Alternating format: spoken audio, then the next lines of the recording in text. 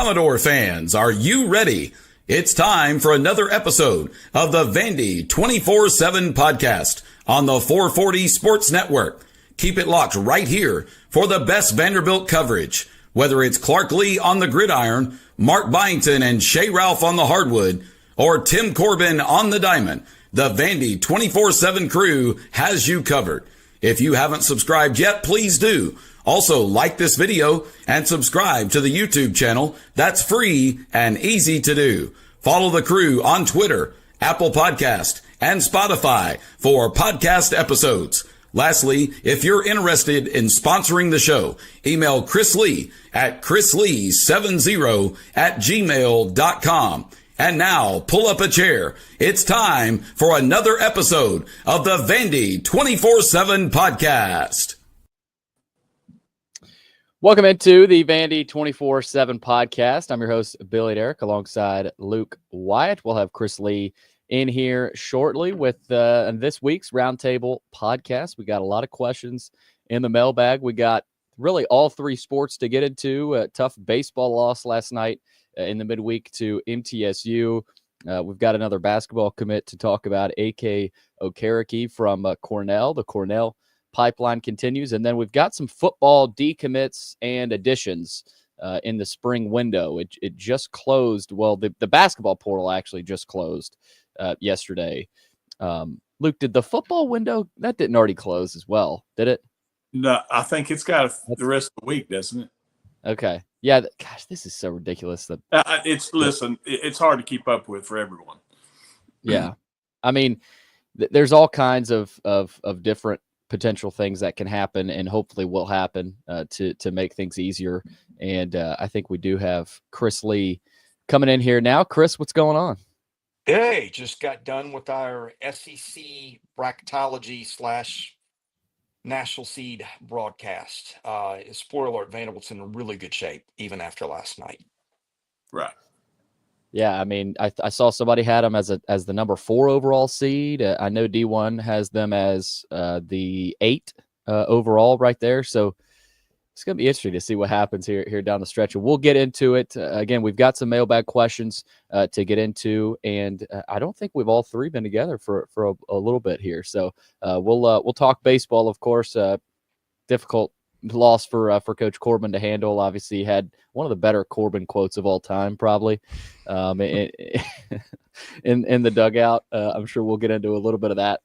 But I do want to shout out a few of our sponsors and mention the fact that we have a football sponsor, Bullivus Wealth Management of Raymond James. Big thanks to Joe Bullivus. Of course, we'll be talking a lot more football, hoping to record an episode with him a little bit later in the week. So really excited about that. We'll continue to tell you guys more about that. But with all the baseball talk, our baseball coverage brought to you by Sanders Moving, leaders among moving companies in Nashville and the surrounding area. Their team of professional movers are focused on delivering efficient, hassle-free moving at an affordable price. Whether you're moving across town or across the country, Sanders Moving has you covered. Visit them at tedrsandersmoving.com. Well, Chris, I'll start with you. The MTSU loss, I can't remember the last time Vandy lost to MTSU on the diamond, and it doesn't look like it's taken a huge hit in the RPI. I mean, they got dinged a little bit, but Vanderbilt in their RPI is in a really good shape, as you mentioned, with where you guys have them over at Southeastern 16. But that loss will ding you, but it's not going to kill you. It's your first midweek loss of the season. First of all, you would have liked to have seen better performance. And look, hats off to MTSU. I'm not saying Vanderbilt played well. There were some really dumb base running decisions late. I didn't get to watch the first 5 innings or so, but it sounded like Austin Nye was hanging his breaking ball a good bit, and you will pay for that in college baseball, which he did. So some things you didn't like. I didn't understand the first and second, middle of the order up, the double steal attempt with no outs. That kind of helped kill an inning. Some bad breaks. The catchers or the batter's interference call that sent a runner back to first, and then the one that got the last out to end. I mean, on the one that Mancini got called on, the guy stepped in the batter's box by a good foot. So I don't know. I'm not an umpire. I don't know the rule, but they didn't get any breaks there. But they also didn't play well either. And Tim Corbin usually tells you what he thinks about it in those moments, which he did. I'm going to guess F blank blank K stands for fork, is in fork in the road. We can see how we handle this. And yeah. That's what he meant. And see how it goes in Oxford this weekend. But this is what I thought was really interesting, guys. Sometimes it's not just the number on your RPI. It is like are there big gaps between you and other, like Georgia last week? Georgia lost all 3 at Vanderbilt and did not move out of number 1. That tells you that Georgia has banked a ton of RPI points and is going to be hard to dislodge Georgia. In fact, I've got it in front of me. And a lot of their Georgia losses have come on the road. Yeah, Georgia needs to win anywhere between 6 and 8 of its final 13 games to be a top 8 RPI team. Now, that does not guarantee you're a national seed, but it gives you a really good head start. Vanderbilt right now, I thought it was fascinating that Vanderbilt lost to a team that was, 170-something in the RPI and lost it at home. That's the kind of loss that will send teams dropping 10 or 12 spots down the RPI. Vanderbilt didn't budge. Now, it will hurt their number, right? The next loss might hurt a little bit more, but that tells you how much goodwill that Vanderbilt had built into its RPI. Vanderbilt's only got to win 2 of its last 14 games in the regular season, according to the needs report at Boyd's World. 2 of its last 14 to be a top 16 RPI team, and it needs to win either 5 or 6 of its last 14, depending on the road and home split, to be a top 8. Now, look, I think if they win 5 games and are top 8 RPI, they're not going to be a national seed. They might not even host. Well, they might host at that point if they're all in the conference, because you're going to have to get to at least 16 and 14. So that's not the only thing that matters. But my point is, and I was looking at this today too, guys, they have beaten, by my count, 17 teams that would be in the field of 64. Nobody in the country has won that many games against teams that would be in the tournament. Xavier was a little bit borderline. Xavier's got some big wins the last week. I think is now maybe even top 20, 25 in the RPI, so they're safe. Florida right now, I think, would be in. So they've done a lot of great work so far. Well, Go ahead, Billy. No, go ahead, Luke. No, I was going to say, to me, I'm going to simplify it a little bit. I think with the 14 games remaining, if they go 5-7 in the conference and win that game at Louisville, which Louisville got spanked last night by Kentucky, but right now they're 19th in the country. You either go 5 conference wins or 6. If you only get 5 and you beat Louisville, I think they have still a great shot to be a national seed. And guys, if they, moving forward, if they just don't get swept on the road and win your home series, that'll do it. And that historically is what Vanderbilt baseball has done. They've won their home series, and maybe not sweep the home series. They've won them, and they haven't been swept on the road. But guys, that Florida sweep in Gainesville is looking really good, like you said, Chris. The A&M sweep, A&M. Would Vandy want to play A&M now? I don't think so. And so they got them at the right time. You wonder down the stretch here, Chris, is there a harder 4-game stretch to finish the season than Vanderbilt in the SEC? Now, look, you're in the SEC. It's going to be tough, but you've got at Ole Miss this weekend. You've got Alabama. You've got Tennessee. You've got Kentucky. And Kentucky, better than people think. And I think a lot of people think. So, Chris, that's tough. I think a lot of people can sit here and say that they're confident Vandy will get a top 16 host seed, but man, that's tough. I mean, they're gonna have to really earn it, and if they get it, they will have earned it. Well, my answer is going to surprise you. Comparatively speaking, I don't think it's horrible. Listen to this, okay? Texas this weekend's got Texas A&M at Arkansas, Florida at Oklahoma. Arkansas's got at Florida, Texas at LSU, Tennessee. Tennessee's got at LSU, Auburn, Vandy at Arkansas. LSU's got Tennessee at A&M, Arkansas at South Carolina. I would not trade places with any of those teams with my schedule if I'm Vanderbilt. Not that it's easy. And the minute you start thinking your schedule is easy, you see what happens. You've seen LSU get swept by Auburn. You've seen what happened to Tennessee with A&M and Kentucky. You cannot take anything for granted. Whatever we think is going to happen is not going to happen. There's too many tough games and too many competitive teams, but it is a meat grinder, and it could be a lot worse from here on. By the way, here's another little fun fact for you. I think right now Vanderbilt's played at least one weekend. Every weekend other than the St. Mary's series here, they have played a team that is going to be in the NCAA tournament. All 10 teams that they're playing in the league, I think right now would be in, including the 4 they've yet to play. And 3 of those 4 weekend series, including Xavier at home, and then those 2 tournaments, they all played at least one NCAA tournament team. That is what's propping their RPI up. It is. One of the biggest wins, I think, is the Cal Irvine win.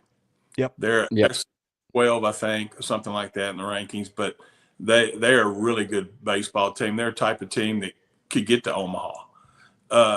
I'm not, guys, again, last night was one of those things. Last year, Tennessee wins the national championship, and they lose a midweek game late to Lipscomb.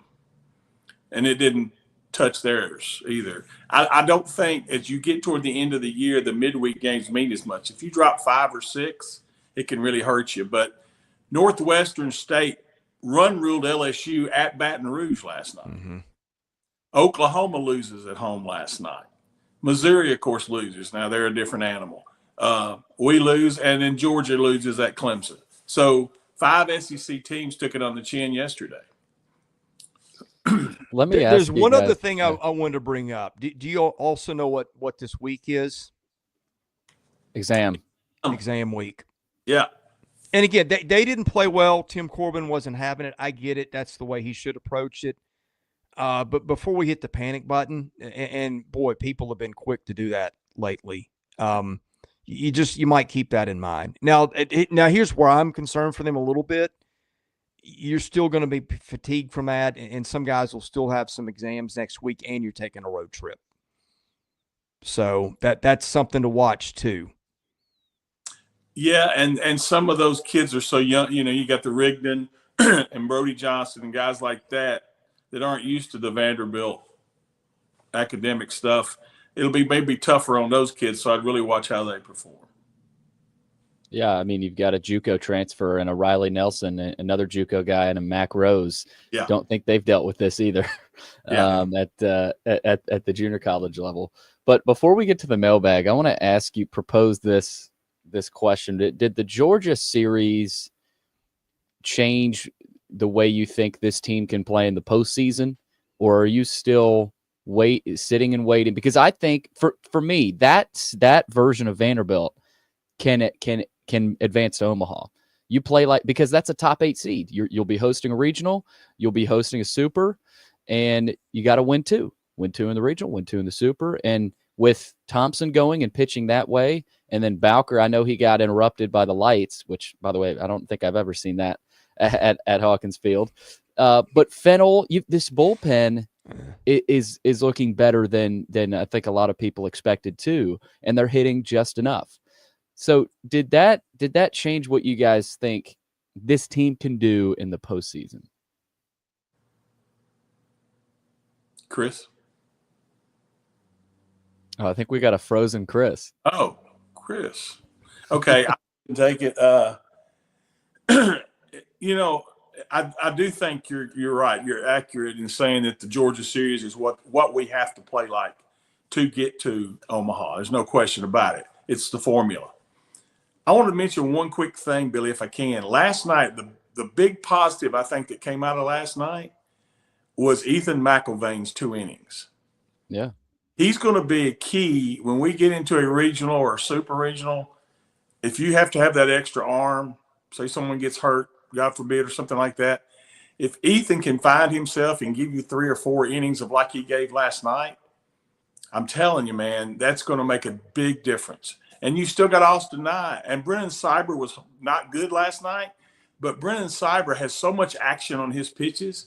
When he harnesses that, he's going to be a lights out kind of guy too. There are some guys that are right on the fringe of becoming another guy that you can rely on in high stress situations. Yeah, Luke Guth is another one of those guys that has, I mean, just been lights out. He hasn't pitched a ton. I think he's only 9. Yeah. Yeah, I mean, only 9 or 10 appearances or so, something around there. But yeah, hadn't allowed a run. You've got guys like that in their spots they've pitched really well. But I mean, you've got kind of a logjam in a way. You're kind of back to what we are used to seeing with Vanderbilt baseball and their arms. You've just got so many there, and that's usually a good sign going into the postseason. Yeah. I think hopefully we get Chris back in here. But Luke, before I lied. One more thing before we get to the mailbag. The football activity has been fairly busy. They picked up a 3-star defensive line transfer, Jalen Stone, from Southeast Missouri State, of course, from the FCS level. I know Kentucky was after him. And he's a big kid, I think 6'3", around 300 pounds. And they also landed a commitment from Northern Arizona, offensive tackle transfer Clinton Azubike. I recognize that last name. This guy is 6'9". And again, I think right around 300 pounds. So just a monster for Vanderbilt. And Johan Cardenas entered the portal. Cam Johnson entered the portal. Obviously, we talked about Demarion Thomas entering the portal. There's been some other pieces. What have been your thoughts on the football portal activity? We knew there was going to be some in the spring, but to me, not really anybody that you're panicking about. No, Cam was kind of expected with the emergence of Bryson Coleman. and with Demarion, he kind of hinted at it. And I think, Billy, you may have been one that asked him some questions. You were Joey one after a practice, and he was talking about how he wanted to improve his pass rushing and that type of thing of getting upfield. I think he was hinting at, hey, I need to play more snaps. And I think that's what he's hoping for at Oklahoma State, that they won't rotate 6 guys like we do or 7 guys. We're still, if you're going to lose somebody, and Demarion was a good player, don't get me wrong, but if you're going to lose somebody, that's the one position we could afford it, because you can slide Zaylen Wood inside and play some tackle too, so over the ball. And getting this depth piece, we'll still be fine at defensive tackle. That's not a worry. If that would have been a safety leaving, or even, say, a junior Sherrill or something like that, that could be devastating. But I think we're still fine there. As far as the pickups go, again, they're depth pieces. I don't think any of them will start, but they're going to add to the depth. Yeah, and Aaron Bryant, I've told some people that he's impressed. He's an older guy, came out of Texas, didn't play a ton at Texas, but it was a good depth piece for them, and will be more than just a depth piece at Vanderbilt. He's been impressive, according to Robbie's reports here early in spring. No Chris yet so far. We'll keep an eye on him, but we're going to go and hop into the mailbag. It's brought to you by Sutherland and Belk, a family-owned injury law firm, sponsoring the chat room today. And if you got any questions, we are live today. Fire away any questions you've got or comments. If you or a loved one has been hurt or in an accident, give Taylor or Russell a call at 615-846-6200 to learn about your rights and whether or not they can help. Also, our guest line, Mr. Luke Wyatt, brought to you by John Levin, good friend of the show, Wobble Bond Dickinson. He thanks the student athletes at Vanderbilt for their dedication, effort, and hard work. It's also brought to you by Yeaman Packaging Systems, leaders in end-of-line packaging automation. All right, we've got one from VU Hicks 66. With the loss of Johan Cardenas, do we go after a running back in the portal? Well, you look at who they've got right now. Obviously, Cedric Alexander and McKylan Young will be the bell cows. You've still got Chase Gillespie back there. You've got Newberry, who's more of a Swiss Army knife, plays in the backfield. He'll line up at receiver.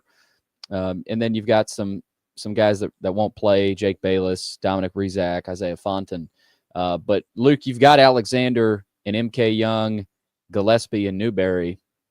I don't think so. I mean, with the addition of McKylan Young, I don't know that they do. And I think that's a reason, because again, that's another room. They had some jammed position groups, and running back had turned into one of them because of the addition of MK Young. So maybe if you don't bring in MK Young, Cardenas may stay, but I think that kind of clogged it up even more when you brought in MK Young. Yeah, I'm not concerned at all right now. Now, I will say this, between Newberry, Alexander, and Young, if one of those guys goes down, then you've got a little bit of a problem. Because, last year, I think that was one of the issues. We got really banged up toward the end of the year, kind of like basketball. Toward the end of the year, we didn't play well because of the stress level put on us with that schedule. Same thing here. So as long as we're fortunate in that area, I feel still that we're fine. And I don't think we will go after another running back unless it's just something that falls in our lap. Okay, let's see here. Amberjack Door, who was the last running back to rush for over 100 yards for Vanderbilt in an SEC game? I didn't have a chance to look this up, and maybe I can while you talk here, Luke, but my guess was Ray Davis. Yeah. And Conference game, yes. Yeah. Yeah, and that's not all that long ago. But if it wasn't Ray Davis, I think I might struggle to, because you had some good backs under Franklin Seymour, of course. Obviously Zach Stacy. It was Keyshawn Vaughn before that. Vaughn before that. Okay, yeah. Yeah, so that's the answer. I knew Luke would be able to provide that for me. Let's see here. VU grad 1995. How do you think the football team has fared in the transfer portal with respect to players transferring in versus those transferring out? What positions do you expect them to focus? What positions do you expect them to focus on to address their needs? Luke, you already kind of hit on the first part of that, but what are their needs, I guess, is how I'll throw that over to you now. Well, if they are able to get what they want, and you don't just sign someone just to be filling a roster spot, to me, another safety for depth would be great. Obviously, a receiver. I think we're fine at offensive line now. I think we've got enough depth to where if we can withstand an injury or so. Again, if something falls in your lap, of course you take it. But those two positions, the safety position, the receiver position, would be the two places that if I had a wish list, that's what I would want. Okay, we've got a good one here from Vandy Fan 615. Any commentary on how the rest of the SEC has done in the portal? This can go for basketball and football. Well, Tennessee in football has been a loser in the portal, obviously, with what happened with Nico, and losing Nico, that probably turns them into a 7-5 team. If we're being real, Luke. I mean, they could probably still get to 8-4, but I mean, you bring in, and the Joey Aguilar kid is not bad who comes in from Appalachian State. So Tennessee on the football side, I would say, is a loser. On the basketball side, they're probably a winner. And by the way, they got a 5-star from the high school ranks. I know for Kentucky basketball, Mark Pope's been rolling in the portal. A non-SEC team, Louisville is going to be a top 5 team. Auburn has picked up some guys out of the portal. I'd say they're a winner. Luke, I would say, yeah. I'm sorry. The one team that has put a lot of money into it that I have knowledge of is LSU. Shaquille O'Neal's behind part of that. He was pretty upset with how poor his basketball team was last year, and I think he's rounding up some guys to try to help that situation. Interesting. Yeah. And on the basketball side, I know Arkansas, Calipari, obviously we know about the money they've had. And they did lose Boogie Flan, though. He entered the portal from Arkansas. So it's hard to say. I mean, who the winners and losers are too at this point. But for Vanderbilt on the basketball side, pretty solid, and they're not done yet. Tyler Harris, I think, is a guy fans are watching from Washington, and that might round the class out. Probably not. I would say there's probably a guy or two in there. We don't know high school wise what else they're going to do, but I think Vanderbilt on the basketball side's done just fine. Football, it maybe not as explosive or splashy as it was last year with Pavia and Stowers and guys like that, but they've been able to support and supplement this year's roster. I would say on the basketball side, Billy, if you get Harris, that's really great. And then secondly, Chris just texted he's been kicked off the internet. I don't know what he did illegal, but no. if we got Tyler Harris, and if you can find just a guy that was kind of like what Hemingway was supposed to be, a guy that could come off the be instant offense, a pure shooter type guy, I would take that. Otherwise, I think you're right. We're probably done at that. That would give us 12 scholarship athletes. And I forgot to mention, I'm glad you brought up the shooter. Alex Chaikin is a guy that Vanderbilt's targeting from Lafayette. Yes. And that's not Louisiana Lafayette. That's a totally different. The Lafayette Leopards. And is that D2, Luke? No, I think they're in that. Don't they? Well, they might be. I thought they played up there in like the NEC or something, the NEC. I'm not sure. I know there's play like Army, Navy, and those guys in the Patriot League, and so I don't know. You might be right about that Patriot League. I think it is the Patriot League, but no offense to Lafayette. I saw Lafayette. I kept thinking Louisiana Lafayette, but no, those are the Louisiana, or no, not even Louisiana, the Lafayette Leopards. Yeah. So keep an eye on Chaikin. He would be your sharpshooter there. Let's see here. Columbiano Door, give me your candidates for new offensive playmaker of the year in football based on the spring. Luke, I'll kind of toss that to you. I know you probably were able to make more spring practices than I was, but last year the trendy pick was Cole Spence, I think. I mean, he was all over the place. Bryson Coleman was another trendy pick last year, but obviously he got hurt, which was disappointing. But who would be your offensive kind of game breaker playmaker of the year this year? Well, I'll go out there and say that the kid that caught the long touchdown, McVay at Missouri, you may see him stretch the field a little bit more and maybe make 2 or 3 big plays. I don't think there's going to be a guy that's consistently game in, game out a difference maker, but I think he could be spotted to where he can really make a big play or two to help you win a football game. It's going to be Diego Pavia's team again, and how Diego goes is how we'll go.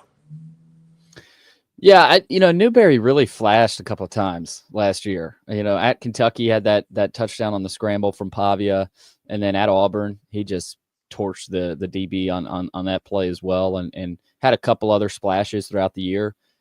I think he could be a guy that plays more. I mean, really, Luke, he didn't see probably as many snaps as he might have wanted to. Now they had Cedric Alexander, they had other receivers there, but I'll be interested to see how else they use him this year in regards to Newberry. And I think we've got Chris Lee back in here. Chris, you back? Yeah, I'm just wondering what it is I'm paying $80 a month for. Did Oreo plug you or something? What happened? No, he cannot be blamed for this, and now he's outside in the yard chasing rabbits to his heart's content. So some of us are doing better than others. Well, we've answered a few mailbag questions. And one of them, and this is a good question for you, Chris, but from VandyFan615, any commentary on how the rest of the SEC has done in the portal? I know you guys have done winners and losers in the portal in basketball and football. That's a good question. Luke and I kind of attempted to answer that, but I'll toss that to you. Football and basketball, how's the rest of the league done in the portal? Yeah, I'll be honest here. I have spent all my bandwidth on SEC baseball. I've got guys to cover that for us at Southeastern 16. They are tremendous at it. If you want an answer, shameless plug, go to Southeastern 16 on YouTube, our channel, and Blake and Max and Chase and all those guys have had that covered pretty well. Gotcha. Go to Southeastern 16 on YouTube. There you go. Okay.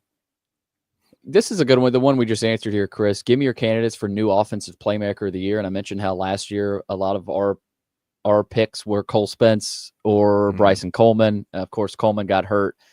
Do you have an idea for a guy this year that could maybe break out? Yeah, I didn't get to see much of spring practice either. I'm interested to see the kid they brought in from D2 that's a burner. I would like to see how that one to me is intriguing. Luke, do you know much about him? No, I haven't seen the kid. I haven't even seen film on him, honestly. Yeah, it's another D2 kid. Let's see here. NBA Door. How did the defense look in the spring under the new DC, which is, man, I'm forgetting his name. I feel terrible. Steve Gregory. Luke, again, this is a Robbie question. We got to start having Robbie hop on here. Yeah, I know you made a few, Luke, but in terms of what he can bring, he's He's kind of a mini Clark Lee in terms of the mindset. The terminology probably won't change a ton. It'll change a little bit, but it's going to be a similar defense. I'll be interested to see the differences though of it. Well, I think this what everyone needs to understand is during the week is when you set your defense for what's going to be on Saturday. It's kind of like rehearsing for a play. So Clark's going to still have his hands all over that defense. Don't think he's not. But I will say this, being able to make adjustments at halftime and that type of thing is going to be on Gregory more so than Clark. So I feel good just from the fact that I think personnel-wise we're pretty darn good on that side of the ball. The fact that we have depth at corner finally excites me. We haven't seen that. We've always talked, all three of us, about lack of pass rush and that type of thing. Well, we're going to see that, even if the pass rush is a little bit better, we're going to also see that those corners are going to make us a lot better and seem like we're a lot better putting pressure on a quarterback because they're going to have more time before the quarterback has to throw it. So I'm excited about the corner situation. Yeah, Luke's takeaway is my biggest one too. It feels like they've got more quality corners than they've had in a long time. Like there's been times that they've had, maybe one really good one and one serviceable one, or maybe two good ones if you go back a long time. But it feels like they've got, guys running third team that might start for them a lot of years, which is a good place to be. Yeah. They had a few flaws last year, but corner was probably the main flaw. You saw at Georgia State that it affected them a little bit. You saw it against Tennessee. Guys, you could argue if they have a few more corners that can really defend and better players, right? I'm saying, if they had better corners, they have a better shot against Tennessee and maybe they win. But this year, I think you give yourself a shot against a team like a Tennessee in the air raid, even though Nico's not there and who knows what Tennessee looks like. But even LSU, for example, when they come here, we saw Nussmeier. That was a great example of Nussmeier just dealing against the Vanderbilt defense. You'll see it with Alabama. Who knows who'll be their quarterback this year? But there's going to be teams that continue to throw the football on Vanderbilt. They knew they had to shore that up. So that's what we've got for the mailbag. It's not as long as I thought. Well, we got through most of them, Chris. But guys, I'll leave it for y'all. Any parting thoughts? I know we got a big baseball series this weekend in Oxford for Vanderbilt. That'll be. If they can get this one, that would just continue to catapult them into hosting chances. Obviously, we've got some basketball portal targets to talk about here in the next week or so, and then football portal season continues. But Chris, any parting thoughts? Yeah, I'm just kind of intrigued with where baseball is going to go. I think my internet cut out when you asked me, did the Georgia series change your opinion? And It absolutely did. I just thought that there was a category of team that they didn't match up with. And it's like, wow, I was wrong about that. And guys, and I know that this is kind of my beef with the way the narrative has gone around the program. I get that they do not have a top half of the league offense in terms of talent. And I get that's frustrating, but the narrative and the complaining around that has been so loud that there was some stuff that we laid out last week, Billy. I said, look at their pitching stats. They're performing at an elite level, and don't take your eye off that. Well, last weekend you saw some places, and it wasn't just Nashville. Well, that trumped everything. Kentucky went up to Tennessee and pitched really well and ran the bases and did some things that really caused Tennessee some problems. Home runs are down a little bit across the board. Feels like maybe this resembles baseball a little bit more than the slow pitch softball we've seen. I think that favors them. I think their pitching staff, 15 deep, is as deep as anybody in the country. And I do think they've got about 15 guys they can throw. They don't have a superstar. And I think people have been hung up on that too. And not wrongfully so. There's maybe nothing better than a David Price or a Carson Fulmer that just is a win 80% of the time on Friday nights. I'm not saying that they aren't lacking in some spots, but I thought that the thing that I'd said is, look, they're still winning games, guys. They're still showing they can win games. Other than MTSU, who's beaten them that's not going to the NCAA tournament? Even Connecticut, people chalk that up as a bad loss. Connecticut's been playing really well since then. Southern Cal might go. all the teams they're losing to, with the exception of last night, are good teams. Yeah. And I think, I'm not saying this is 2014, but nobody thought anything about that team till it got to the finish line. And what happened? You had Dansby Swanson grow up. You had Vince Conde up the middle, who was just a rock. You had, John Norwood grow up a little bit. You had Rhett Wiseman becoming a really good player. You had a lot of really good young pitchers. And I'm not saying it's this. This may not age well. They may get boat raced in Oxford and Knoxville and lose a series at home. You don't know. But you look at the way Riley Nelson's developed. You look at the way Rigdon and Johnson have developed. You look at the way Connor Fennell has developed. You look at the way J.D. Thompson shoved last weekend.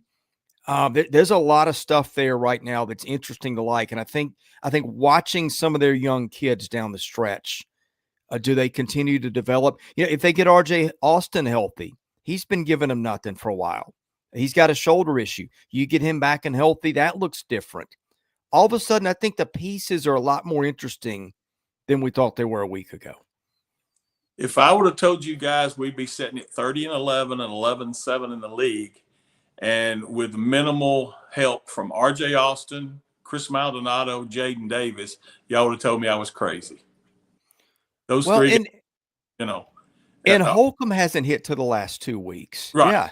Yeah, you're right. I just feel like this, and there's one more pitcher I want to mention who I think is the MVP of the staff, and that's Sawyer Hawks. Yeah. He's been lights out. Can't touch him. And while you were gone, Billy mentioned Luke Guth. Luke hadn't given up a run. He hasn't had a lot of innings, I think 12 innings, but he hadn't given up a run yet.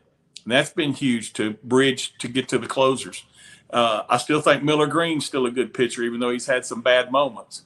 I just think that the depth of the pitching staff is going to be huge when we get into a regional or super regional. Just like Ethan McIlvain's 2 innings last night, that's the best he's pitched all year. If you can get him to where he can do that for 3 or 4 innings, he can be a big reason you can go far. Yeah, guys, go ahead, Billy. I was just gonna say, do the at bats look different than last year? Because to me, they're more competitive. And again, that was a big issue last year. Just you'd have some at bats where like, hey, was he even at the plate? Did he even step up to the plate? Like I think that to me, you think about the addition of the assistant coaches, the hitting coach Jason King, and then Ty Blankmeyer as well.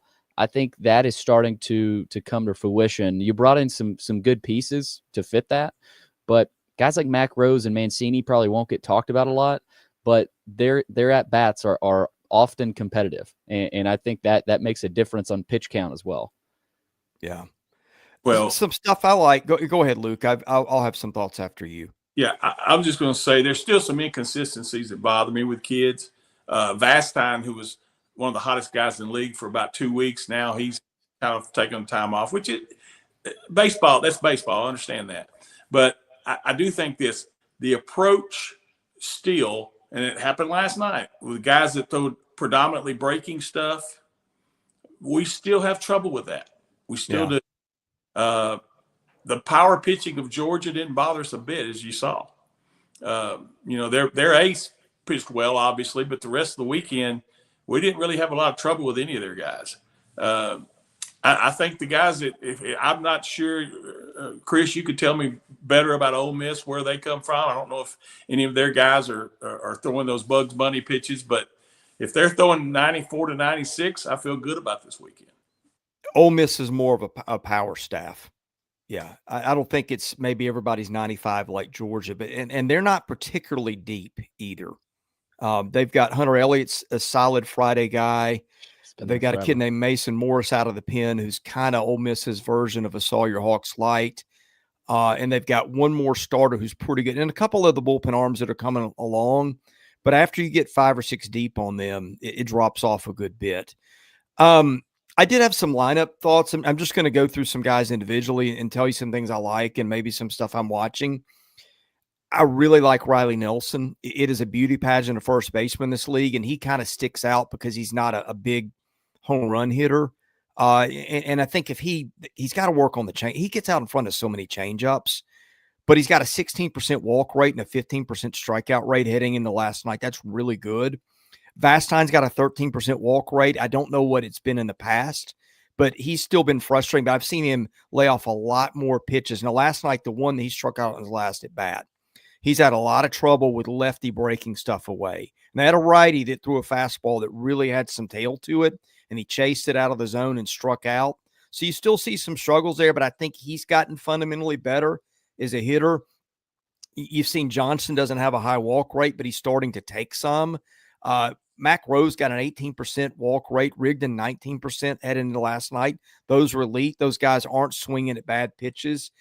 Mancini, let's not forget where he started the year, hurt his hand. I do wonder if that injury has sapped his power. He hit 15 home runs last year. He's hit 1 this year. Yep. Does he get healthier, and do you see a half dozen bombs coming? I don't know. Holcomb, I mean, they're 31-11, and Braden Holcomb's hit 4 home runs. Wouldn't have had that down. Jaden Davis has hit 1. I don't know how big a part Davis is going to be. And here's another one just like totally out of the blue. Chris Maldonado looked really good as a freshman 2 years ago. Has just not gotten it together. You know, he's basically had 2 wasted years after being hurt. But I've watched Maldonado hit, and he's striking out a lot.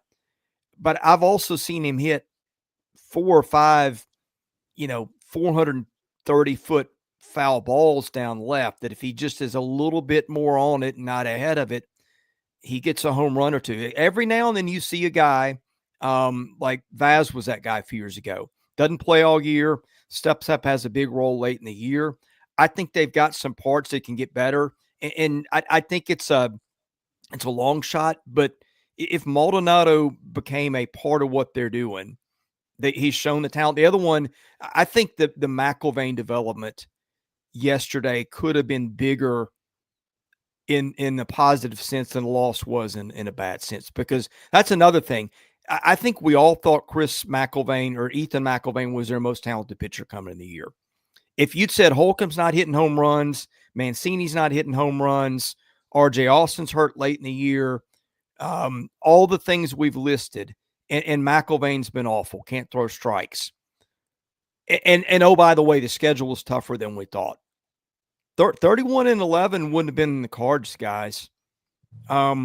They've accomplished a lot, and I still think they've got some guys that have got some ability in the tank that just hasn't shown. Now, it doesn't usually work out like that, but I'm just saying I'm really intrigued with what they've got, because I do think that they've got some guys that can continue to get better, and they've been darn good as it is. Yeah, I'll say this: RJ Austin's going to have to really step it up later. The later the season goes, they will absolutely need him. Because you talked about that 2014 team, Chris.